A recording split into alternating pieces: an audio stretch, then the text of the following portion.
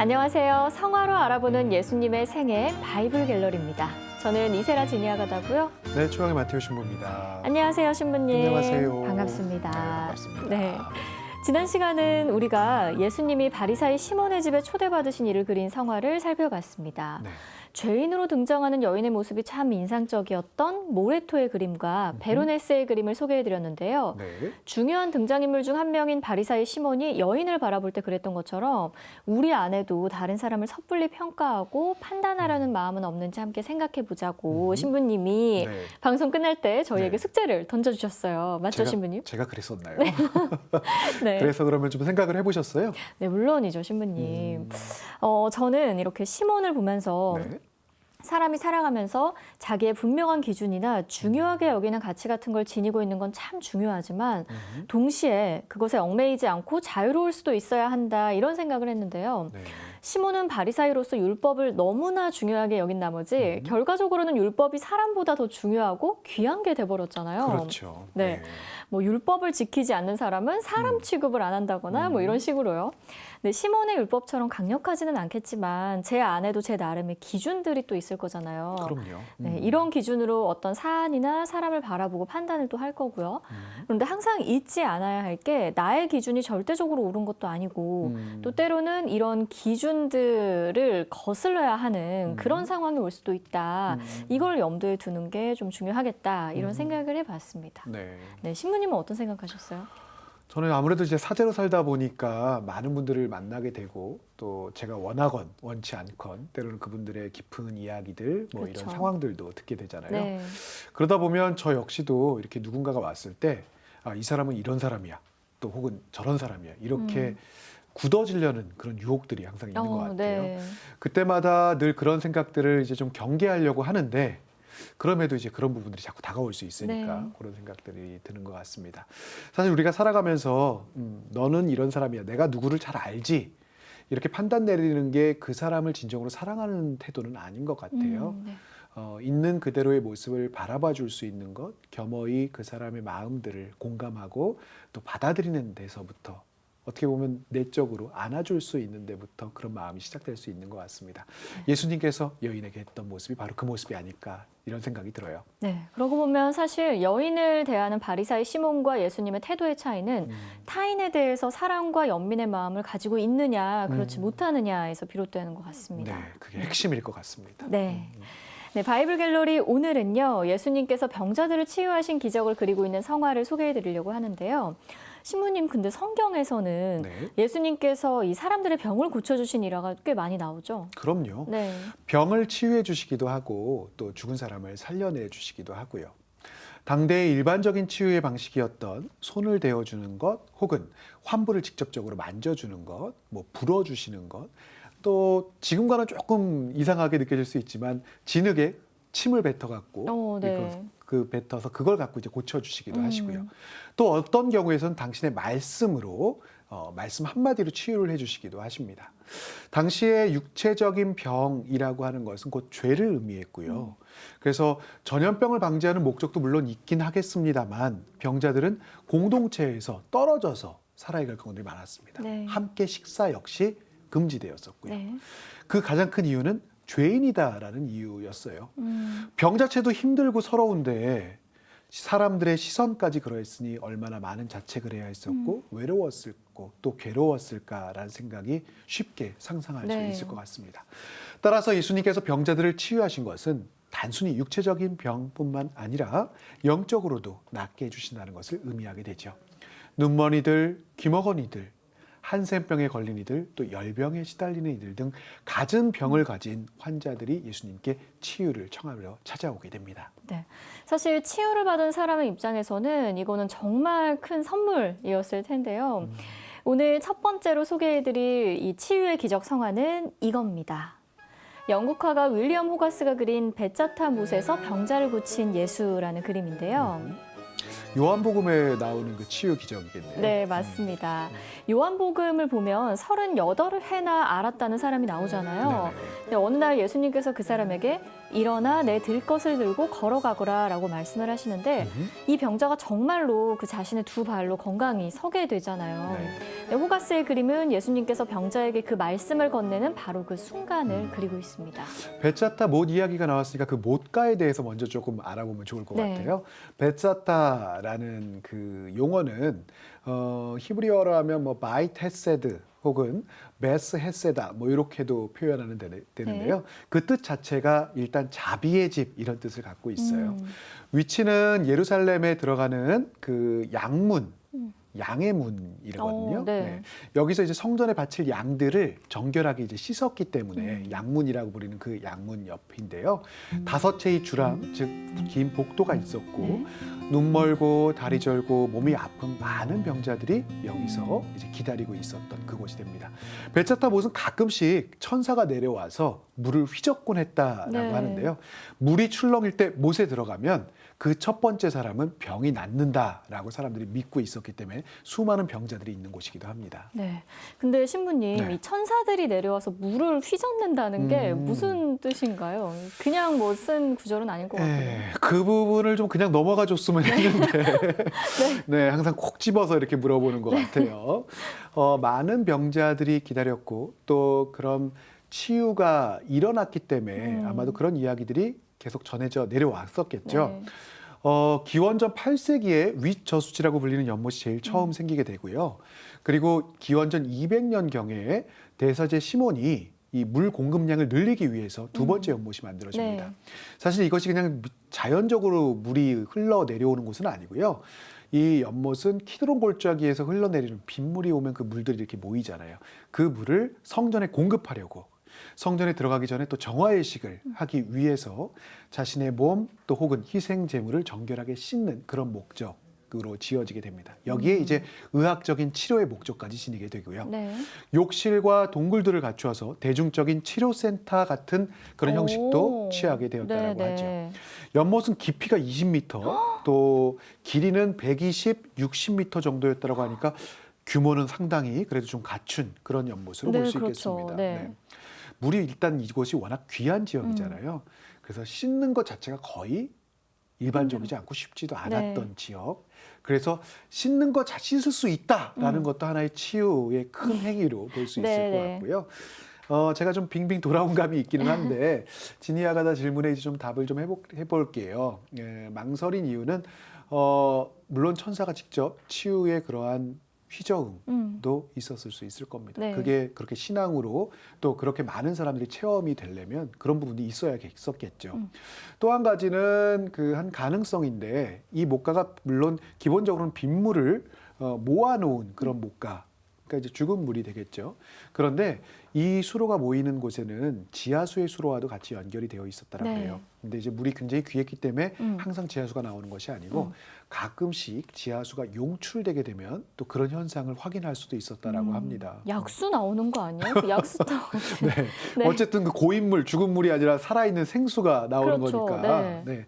많은 치유가 실제 그럴 때 일어났었다라고 이야기하기도 하고요. 특별히 피부병 관련된 질환들. 네. 치유를 받은 사람들은 그러한 간절한 기다림 속에서 기다리고 있었고 이것이 천사의 손길이다라는 고백을 했던 것으로도 또 한쪽 측면으로 바라볼 수 있을 것 같습니다. 네. 어쨌든 근데 그렇게 믿을 수 있는 사람들이 많았다라고 한다면 실제 치유의 기적들은 굉장히 많이 일어났을 것이다라고도 생각해 볼 수 네. 있겠죠. 좀 성화를 좀 보고 싶은데요. 네. 예수님이 내려다보고 계신 바닥에 앉은 사람이 아마 치유를 받은 사람일 걸로 네, 보이고요. 맞습니다. 네. 그 사람 주변에도 여러 병자들이 역시 많이 보이네요. 네. 근데 좀 신기한 게 예수님 바로 등 뒤에는 깁스를 한 것처럼 보이는 사람도 있고 또 지팡이를 짚고 있는 사람도 있고 많은 병자들을 볼 수 있는 것 같습니다. 네, 사실 이 그림에 등장하는 사람들은요, 예수님과 이 천사를 제외하고는 전부 다 병이 든 사람들이에요. 이게 육체적이든 뭐 정신적이든 모두 병을 가지고 있고. 병자들로 다 구성이 되어 있는 맞습니다. 거군요. 네. 그냥 다른 그 목격증인 이런 사람들이 아니라 네. 전부 다 병자들이다. 네, 네네네. 네. 저는 처음 이 그림을 봤을 때 물론 뭐 여러 가지 주랑처럼 보이는 것도 있고 치유의 기적처럼 보이는 것도 네. 있는데 약간 좀 기괴하다 이런 생각이 좀 들었거든요. 네, 그럴 수 있죠. 네. 치유의 기적을 그린 성화들을 보면 음. 그 기적을 지켜보는 제자들 또 혹은 유다인들 그리고 여러 사람들이 함께 등장하는 경우가 일반적인데 여기는 다른 사람들 없고 오직 병자들만 등장하고 있다 그랬잖아요. 맞습니다. 거기에 예수님만 네. 있고 그러다 보니까 이게 예수님의 기적의 그 중심 초점이 이렇게 가다기보다는 병자들의 모습에 더 눈길이 가는 것 같아요. 네네. 오른쪽 인물 같은 경우는 병 때문에 얼굴도 많이 변화돼 있는 것처럼 보이고 좀 강렬한 인상을 주는 것 같다 이런 느낌이 좀 들거든요. 네, 맞아요. 이 그림을 분석한 여러 글을 좀 읽어보면요. 네. 호가스가 실제로 어떤 특정한 병을 염두에 두고 그림을 그렸다라고 보는 시각들이 상당히 많이 있거든요. 네네. 뭐 예를 들면 화면 맨 왼쪽에 두 명의 여인이 지금 등장을 하는데요. 네. 그중에서 옆모습을 보이고 있는 여인은 외형으로 짐작을 해보건대 오늘날 우리가 다운 증후군이라고 부르는 병을 앓고 있었던 사람으로 네네. 보이고 그 옆의 여인은 결핵 환자, 또 지팡이를 짚고 있는 노인은 두 눈이 지금 멀었고요. 노인 옆의 여자는 안색이 황달에 걸린 것 같아요. 또 예수님 바로 뒤에 있는 여인은 가슴 부분이 붉게 달아올라서 농양이나 뭐 가슴 쪽 질환을 가지고 있는 게 아닌가 뭐 이런 생각을 하게 합니다. 한 명 한 명을 그렇게 보다 보니까 진짜 음. 구체적인 병명을 추측해 볼 수 있게 맞아요. 그렸다라는 네. 생각이 드는데요. 문득 좀 궁금해지는 게 이 그림은 그림을 의뢰한 사람, 주문자가 누구였을까요? 네네. 우리가 지금까지 봤던 작품들 보면 주로 교회 또 혹은 뭐 교황님 이렇게 아니면 뭐 유력한 가문 네. 그런 목적을 갖고 주문을 하게 되고 그러한 목적이 또 그림 안에 드러나잖아요. 네. 근데 이 성화는 어딘지 모르게 그런 작품들과는 조금 결이 다르다 이런 느낌이 좀 들거든요. 네, 맞아요. 그러니까 신부님께서 잘 지적을 해주셨는데 네네. 확실히 이 그림은 기존에 우리가 살펴봤던 성화와는 느낌이 좀 달라요. 뭐 예를 들면 바티칸에 그려졌던 벽화들 이런 것들은 예수님의 생애를 보여주는 성경 역할을 한다거나 네. 아니면 아예 교황이나 교회의 권위를 강화하기 위해서 그 영광을 드러내기 위해서 그려지는 경우가 많았는데요. 네네. 이 그림은 또 그런 느낌도 아니에요. 그럼요. 뭐 웅장하다거나 뭐 이런 느낌도 좀 아니고. 그래서 호가스의 이 그림은 런던에 있는 성 바르톨로메오라는 병원에 그려진 벽화입니다. 병원 병원에 벽화. 다 그려진 거군요. 네, 그렇죠. 그래서 지금도 그 자리에 그대로 있기 때문에 관람객들은 병원 내에서 벽화를 볼 수가 있다고 하고요. 그렇습니다. 병원이라는 공간과 또 예수님의 치유의 기적이라는 이 기적은 네. 서로 잘 연관이 되는 것 같아요. 네, 사실은 잘 어울리는 곳이죠. 그러니까 그 오는 사람들의 간절함과도 이게 맞닿을 수 있는 것 같고요. 네. 몸이 아픈 사람들 본인 자신뿐만 아니라 그 가족들에게도 네. 나에게도 이런 기적이 일어날 수 있기를 또 혹은 병원에 오면서 그런 기도를 자연스럽게 드리게 되는 그런 희망을 주는 그림의 성격이 분명히 또 있을 것 같네요. 네, 맞습니다. 그런데 사실 이 그림을 조금 네. 더 자세히 들여다보면 네. 희망과 절망이 동시에 그려져 있다는 걸 알 수 있습니다. 아, 절망이 그려져 있다. 네, 우리가 방금까지는 화면 왼쪽에 몰려있는 병자들을 한 명씩 살펴봤는데 이제 화면 오른쪽으로 시선을 좀 돌려볼게요. 네. 벌거벗고 있는 여인이 지금 등장을 합니다. 네, 좀 특별하게 보이는 것 같아요. 네, 이 여인은 지금 자기가 먼저 치료를 받을 수 있게 해달라고 일종의 청탁을 하고 있는 중이거든요. 그렇군요. 청탁을. 네, 여인의 뒤로 보이는 게 지금 여인의 여종인데요. 네. 이 여종이 뇌물이 들어있는 자루를 옆에 남자에게 건네는 것처럼 보여요.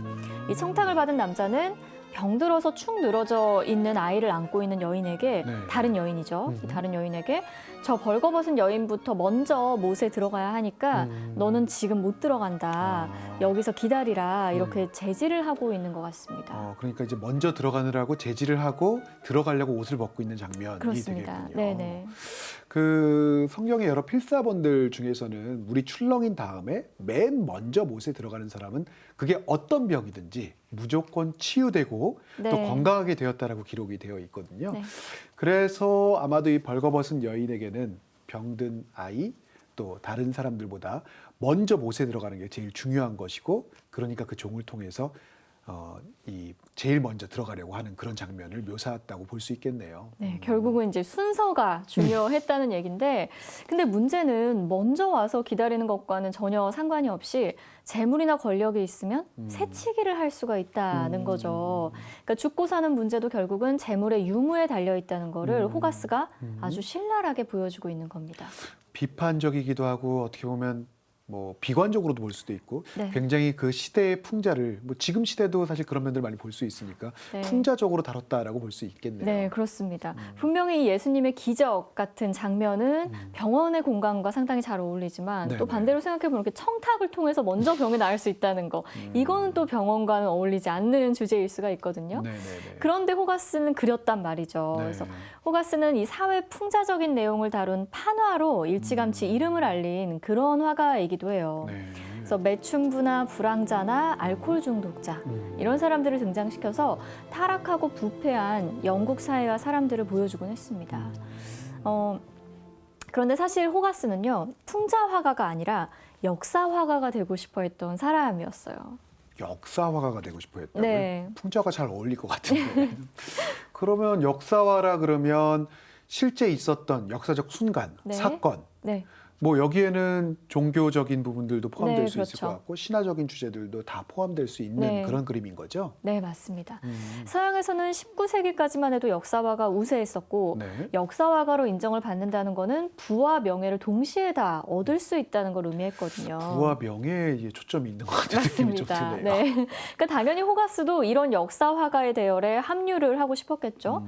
그래서 이 그림도 원래는 네. 병원 측에서 호가스한테 그려주세요라고 의뢰를 한 게 아니라 병원이 이탈리아 화가에게 의뢰를 할 거라는 소문을 듣고 네네. 호가스가 무료로 내가 그려주겠다라고 자원을 해서 그려왔다고요. 일종의 재능 기부, 네. 봉사, 뭐 네. 이렇게 헌신, 희생, 뭐 이렇게도 볼 수 있겠네요. 네, 뭐 비슷해요. 근데 재능 기부는 재능 기부지만 네. 의도는 분명한 야망을 가지고 있었던 뭐 그런 거라고 할 수 있습니다. 이것을 통해서 혹시 뭔가를 이루고 싶었던 거죠.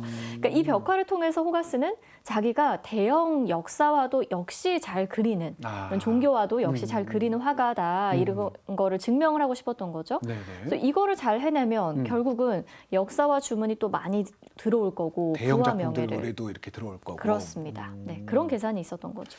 그러면 뭐 우리가 이 바이블 갤러리에서 소개할 정도이니 네. 이 성화는 자신의 계획과 목적을 이뤄준 성화겠네요. 어떻게 생각하세요, 신부님? 목적을 이뤘을 것 같나요? 호가스의 그림을 보면? 뭐 제가 뭐 호가스 본인은 이런 말을 좋아할지 모르겠지만 그런 느낌이 들긴 했는데 네. 이렇게 자꾸 보면서 들었던 느낌은 역사화 우리가 일반적으로 보고 있는 그리고 일반적으로 알고 있는 역사화들 혹은 그런 부분들보다는 오히려 시대를 풍자하고 비판하고 이런 부분들이 조금 더 탁월하지 않나. 네. 어떻게 보면 보통 우리가 보는 많은 그런 그림들은 인체에 대한 정확한 묘사 혹은 고전적이고 또 뭐 기본에 굉장히 충실한 기법들 혹은 웅장한 그런 느낌들 이런 부분들을 주잖아요.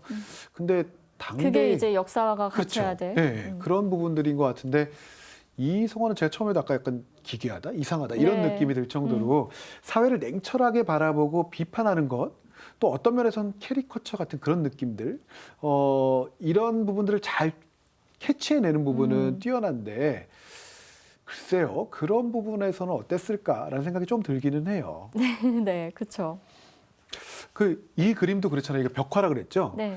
주제는 성경의 내용을 분명히 담고 있지만 사실 더 주목이 되는 것은 예수님의 치유보다도 타락한 사회 또 여러 병자들의 모습들 그것을 더 강조해서 네. 이렇게 포착하고 보여주는 것이 아닌가라는 생각이 네. 들거든요. 그게 오히려 더 강한 이 탤런트가 아니었을까? 이런 생각이 들긴 하는데요. 네. 이렇게 지금 얘기를 계속 하는 걸로 보면 별로 성공을 못했나 보군요.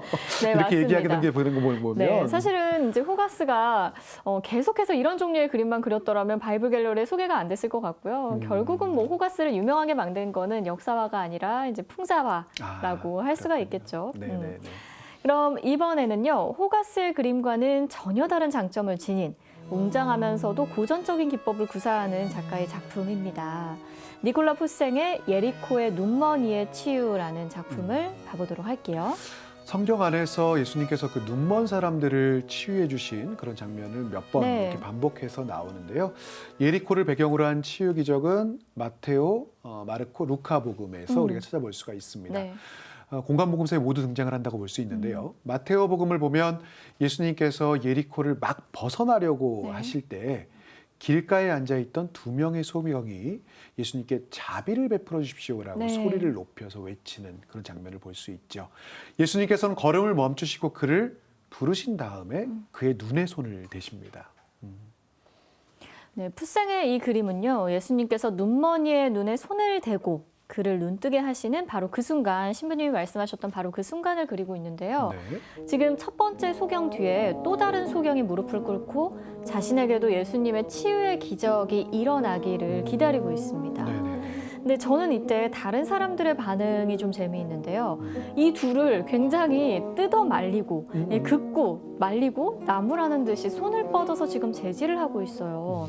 근데 왜 그랬을까요, 신부님? 제자들인 걸로 보이거든요. 네, 아까 제가 당시에는 병자들, 몸이 성치 않은 사람들 죄인으로 바라봤다 그랬잖아요. 네. 병자들은 죄에 물든 사람들이라고 봤었기 때문에 제자들이나 또 예수님을 따르는 이들 혹은 다른 사람들도 병자들이 예수님께 다가오는 것을 그렇게 달갑게 생각하지는 않았을 것 같아요. 네. 실제 병자들은 사회 공동체나 가족 공동체에서도 배척당하는 일이 굉장히 비일비재했었거든요. 네. 사실 지금도 몸이 불편한 분들이 뭐 공동체나 뭐 직업 현장에서 소외되는 경우가 많이 있잖아요. 네네. 근데 예수님이 사시던 때에는 이런 소외가 극에 달하던 그런 때였겠네요. 네. 네. 정한 것과 부정한 것을 이렇게 나눈다는 그런 시선 안에서 그런 면들이 굉장히 빈번하게 네. 이루어졌었고요. 한 식탁에서 가족임에도 불구하고 중병에 걸린 이와는 식사도 함께 하지 않으려고 했었으니까 네. 그런 면으로 보면 차별과 배척이 상상도 못했던 때였다라고 볼 수 있겠죠. 그래서 예수님의 치유 기적이 그러하기에 더 의미가 있다라고 할 수 있을 것 같아요. 결국 예수님이 이들에게는 육체적인 치유라는 큰 선물과 은총뿐만 아니라 공동체 구성원으로 다시 살아갈 수 있는 것, 그런 기회를 다시금 회복시켜주고 제공해 주신 것이기도 하니까요. 네. 저는 풋생의 이 그림에서 가장 인상적인 거 하나를 꼽으라면 네. 예수님의 자세를 꼽고 싶어요. 예수님의 자세요. 네, 맞습니다. 그렇다 보니까 더 눈이 가는 것 같아요. 손을 뻗고 계신 저 자세. 네. 네네. 정말 이 우아함의 극치가 아닐까 이런 생각을 해봤는데 한 손으로는 예수님 자신의 옷을 살짝 쥐고 계시고 다른 한 손은 굉장히 가벼우면서도 단호하게 소경의 눈두덩을 짚고 있거든요. 그러니까 순간적으로 완벽한 정지 상태에 들어간 것 같은 그런 느낌을 주는 몸짓이라고 할 수 있습니다. 그렇게 보니까 또 그 느낌이 확 다가오네요. 네. 복음을 보면 예수님께서는 이 눈먼이를 치유하신 다음에 가거라라고 말씀하시거든요. 그렇죠. 네. 저는 이 구절을 읽을 때마다 우리 미사 끝날 때 마다 하는 사실 파견과 비슷하다는 느낌을 많이 받았어요. 네. 실제로 예수님은 병자들을 치유하신 뒤에 일어나 걸어라 라든지 이제 내 힘으로 스스로 움직여보라 라는 말을 이제 자주 하시거든요. 네. 앞서 호가스의 그림에서도 우리가 다뤘던 그런 베짜타 모세서의 치유 일화에서도 예수님께서 치유 후에 하신 말씀은 일어나 내 들 것을 들고 걸어가라였거든요. 네. 사실 그런 거를 보면은 치유 그 자체보다 더 중요한 거는 치유 이후의 삶이라는 생각이 들어요. 맞습니다. 바이블 갤러리 이제 끝인사를 하기 전에 오늘은 이걸 한번 생각해 봤으면 좋겠어요. 네. 예수님께서 치유 후에 하셨던 말씀인데요. 일어나 내 들 것을 들고 걸어가라를 통해서도 우리가 알 수 있는 것처럼 예수님께서 요구하시고 계신 것은 딱 한 가지다 이런 생각이 좀 듭니다. 이제 스스로 일어나서 혼자 힘으로 나아갈 것. 예수님은 우리의 능력을 또 우리의 있는 그들의 상황을 네. 알아주시고 또 믿어주시고 그래서 다시금 새로운 시작을 할 것을 촉구하시고 계신 거거든요. 네. 지금 우리가 예수님의 초대처럼 스스로의 삶에 충실하고 있는지 한번 생각해 봤으면 좋겠습니다. 네, 알겠습니다. 저도 함께 다음 시간까지 생각해 보도록 하겠습니다. 네. 네, 바이블 갤러리 오늘 순서는 여기까지입니다. 저희는 여기서 인사드리고요. 다음 시간에 다시 찾아뵙도록 하겠습니다. 고맙습니다. 고맙습니다.